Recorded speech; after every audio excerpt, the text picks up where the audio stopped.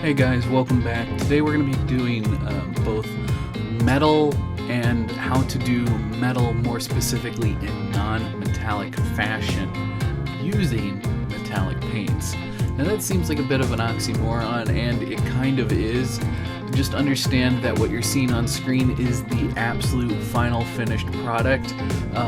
This is going to be over the course of 2 different videos, but by the end of this video you will understand how I do metallic metals, and I do them in a non-metallic metal style, meaning that the way that people paint metal effects without using metallic pigmented paints, I use that style with using metallic pigmented paints. And it seems a bit weird and it seems a bit off, but you'll see that by the end of the video it really has its own unique effect, and I really like the way that it works. Now this is an effect that I've only recently started to do, so I'm not perfect at it yet. However, it does do a much better job in my personal opinion than the way I've been doing things in the past.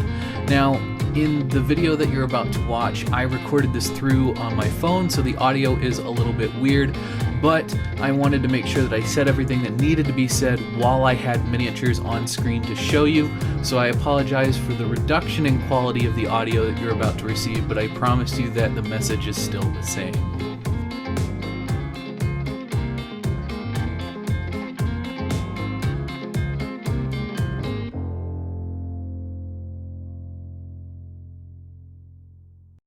So let's take a minute to talk about metallic metals.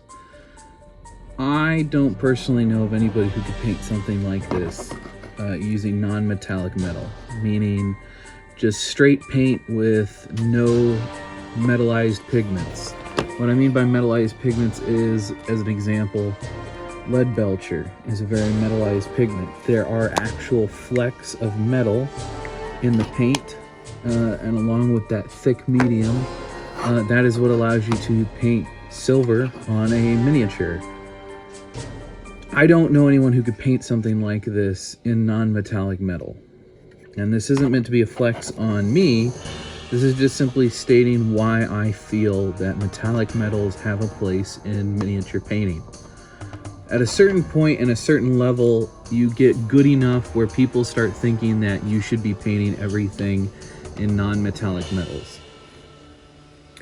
Non-metallic metals are very difficult, and this looks a lot better on camera than it does in person. This is my first ever attempt at non-metallic metals. This was done at PAX Unplugged. There was I guess you call them almost like a panel or a workshop, where we were talking about how to paint non-metallic metals. What you can't see here is, aside from the deep browns, which are the shadows, and the bright white highlights, there's about 6 or 8 different colors on this miniature. 2 of which I have a difficult time seeing, or at least seeing the difference between the 2 of them, and another of which I have a hard time seeing the difference between it and the brown. That is so difficult for me to do silver non-metallic metals because of the colors that are in them, and I am absolutely fearful of attempting to do gold non-metallic metals because of the same exact reason. I am red-green colorblind, and on the extreme end of red-green colorblind, sometimes those colors come off as brown. My Eye Tyrant, one of my pride models, I am so proud of myself for painting that. It's also one of the reasons I got into miniature painting, is I painted one for a friend. I did the base on here different from how I did the base on theirs originally, and I still think that both of them look absolutely fantastic. Now, I wish I had an image of the other one to show you that was of a decent quality. Unfortunately, I do not. But again, although this could have been painted with non-metallic metals, I think it looks just fine. There are things that would just be an absolute pain. If I wanted to paint all these metallic tones in non-metallic metal, it would be a disaster. It would be next to impossible as far as I am concerned. However, there is a way to use metallic metals that give the illusion that they are non-metallically painted until you really get a good close look at them. For a long time, I have always gotten compliments on this piece. Now, no one has ever suspected that the plasma that surrounds this miniature was painted in non-metallics. I mean, it's pretty obvious that it's painted in metallics. But I have had several people assume that the armor that she is wearing is painted in non-metallics. And although on camera it does a really great job at reflecting light, and you can really see that it is painted in metallics, there is a right and a wrong way to use metallics in a way that seems non-metallic. And a lot of times when people are trying to paint with metallics in a non-metallic style, they replicate non-metallic paint, and it becomes super obvious when you start to move the miniature, and it really only looks good from a very specific angle. And so I want to talk about how to replicate, not 100%, but to give an illusion of non-metallic metal painting with using metallic paints. So I know this was a long-winded intro, but I felt it was important to explain why we're doing today's video the way that we're doing it. And yeah, so it's not much of a tutorial, but it's my way of doing metallic paints, and it's the reason why I like using metallic paints. Now, I end up using Gunmetal Gray as my base tone. It's one of the darkest metallics I own, and it's by Vallejo. If you don't have something like that, just keep adding black washes or glazes until you get a similar consistency. Just understand that the darker you make your metals, the more it's going to start to look like aged metal or pot metal or a lower quality of metal. If you're wanting to go for a more chromatic or chrome-like finish, you're going to want to start with a much brighter base tone, but basically do the exact same thing we're going to be doing along with the tutorial. Just take it steps higher than where your base tone ends up starting. Now please ignore the treasure mini. I thought it was going to be more helpful throughout the tutorial, but I ended up deciding not to include it in the final bit. Now, just like I'm doing here, you want to use your panel liner if you've got that, or again using black washes and glazes to darken your recesses. It's really important to darken those recesses because light is not going to reflect off armor quite the same way that you think it does, especially compared to like video games where you have a lot of artificial light sources. With a more natural paint tone like what we're trying to accomplish in today's tutorial, the light's either going to be coming directly from above or in front or behind the miniature, so you want to make sure that all of your deepest recesses are as dark as possible. So typically with non-metallic metals, you want to make sure that all of your highlights end up in the right place, or else it doesn't sell the illusion correctly. And one of the really great examples of this is on this miniature, the shoulder pauldron. We can see that it follows the shape of the miniature from the front of its shoulder all the way through to the back, which means we want to draw a perpendicular line across the top of the shoulder blade. Now, depending upon where your light source is, you want that perpendicular line to match your light source. If it's more forward, you bring that line more forward. If it's more back, you bring the line more back.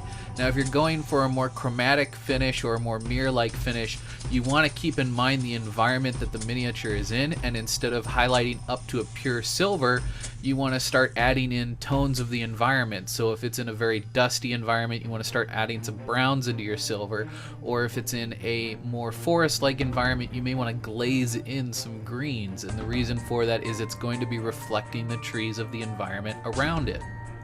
For the sake of today's tutorial, I'm going to keep things super clean and easy, and the reason for that is that the next tutorial to go along with this miniature is going to be talking about weathering, as you saw at the beginning of this video. And I know that if I go ahead and do all that glazing, it's just going to get covered up by the rust effects. So this is just a very simple shiny metal. It's not a reflective metal, and besides, it's a skeleton that would have been in the ground anyway. I highly doubt that his armor will have stood the test of time and been super high reflective. And so what you can see me doing here in the high-speed method here is you can see me just laying in all these perpendicular lines to all of the curvatures.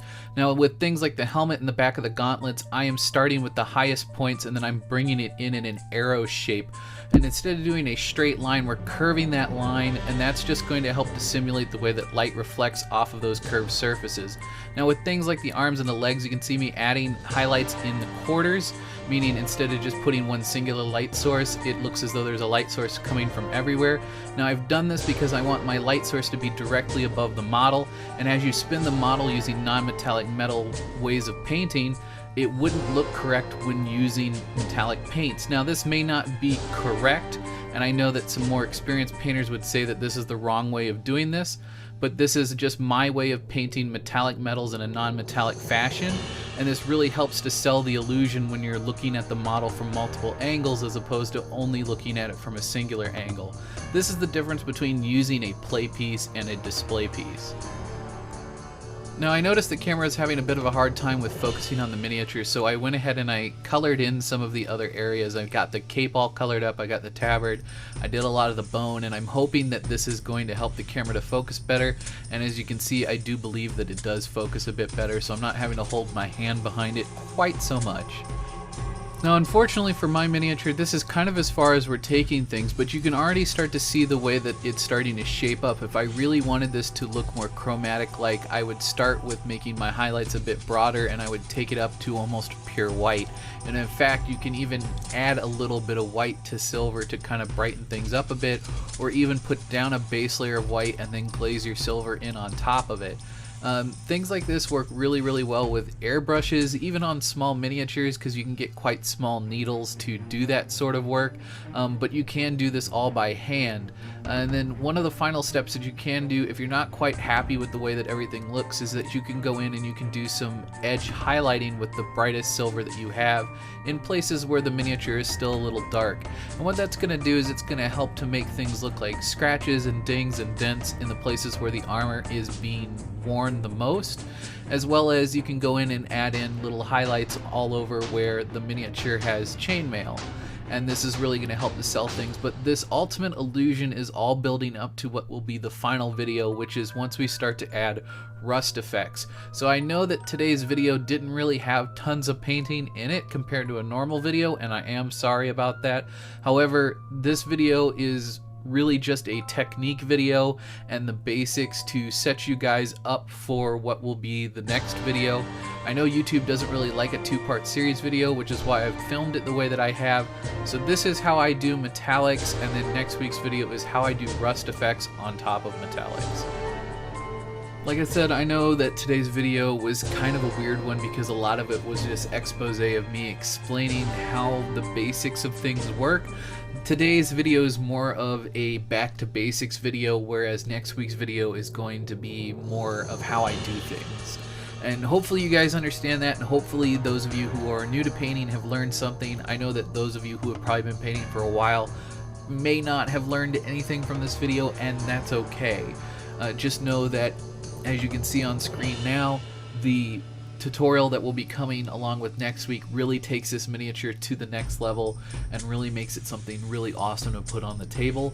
It's the way that I probably will be painting all of my skeletons this way going forward, regardless of what game it's from, unless it makes sense to do something else otherwise. And I really like it. I think it's a great way to do things. I think it's a really good way to paint metallics. And if you want a more in-depth tutorial and you want a more basics of how I can take the non-metallic approach to metallic metals, just let me know in the comments. I have a 3D printer now, and I can print a nice large piece and really show you an in-depth tutorial if that's really what you guys want. But for now, this is what I've got, and I hope that you guys understand. But as always, until next time, I hope your display case is always full and your pile of shame never runs empty. Thank you so much for watching. Until next time.